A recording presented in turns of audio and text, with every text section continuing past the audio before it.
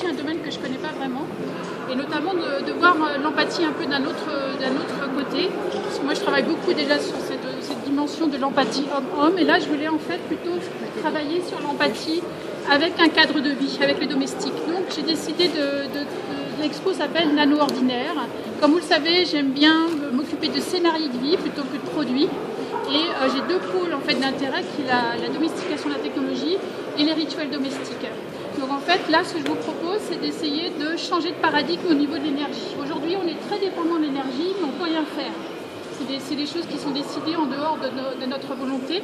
Donc l'idée, c'est de se dire, on va faire une hypothèse. Et aujourd'hui, ce que je présente là, c'est des petits scénarios de vie justement qui tournent autour de cette hypothèse. Et cette hypothèse, c'est quoi?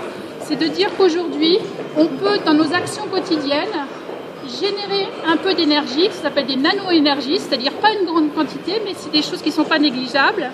Et ces nano-énergies, on va les réutiliser tout de suite à côté avec des artefacts technologiques qui sont peu énergivores, en fait, qui vont demander peu d'énergie. Alors prenons un exemple très simple. C'est l'exemple que j'ai mis là et qu'on voit ici avec le lit. On voit ici, alors l'idée c'est pas de présenter des objets, hein, c'est juste des scénarios. Hein, donc l'idée c'est pas de présenter des projets finis. Les technologies elles existent et en fait je les mets en scène hein, pour dire voilà, est-ce qu'il n'y a pas un certain nombre de technologies, notamment de matériaux sur lesquels il faut orienter nos recherches pour arriver justement à changer de paradigme, à aller dans une autre relation à l'énergie. Donc par exemple, on imaginait très bien il y a une dizaine d'années avoir du confort avec une couverture chauffante, donc on prenait de l'énergie pour avoir du confort, et là on peut très bien aujourd'hui faire l'inverse, c'est-à-dire que la chaleur qu'on développe en dormant va être utilisée avec une fibre à transition de phase qui va récupérer en fait de l'énergie et qui le matin va permettre de soit actionner notre réveil, soit actionner une petite lampe. Là en l'occurrence c'est un réveil matin avec sous forme d'une lumière aube qui est proposée. Mais vous voyez, et donc mais autour d'un scénario dans la même pièce. Donc du coup ça va reconfigurer un peu la façon dont la maison fonctionne. Et pour faire ça de façon très simple, comme vous voyez, j'ai fait en fait une maison qui s'appelle la maison empathique. C'est un hommage à Georges Perec, hein, donc puisque lui, il a ouvert une maison dans sa maison mode d'emploi, il regarde comment les gens fonctionnent. Ici, c'est un peu plus l'idée de faire le tour de la maison. Elle est dessinée spécialement, elle est un peu spéciale, vous voyez, elle est inclinée, elle a la particularité de récupérer l'eau. C'est un petit château d'eau aussi qui pourrait utiliser l'eau après. Les pans s'ouvrent et se referment la nuit.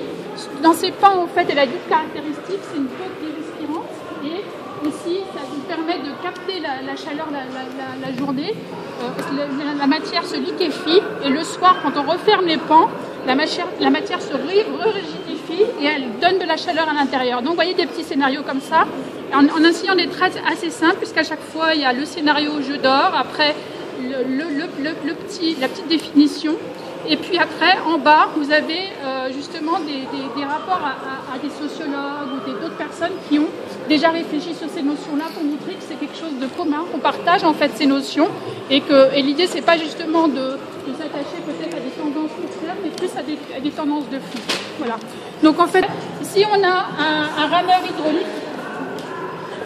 Quand j'utilise le rameur, bien sûr, je fais tourner la palle, et la palle, elle va en fait capter elle va absorber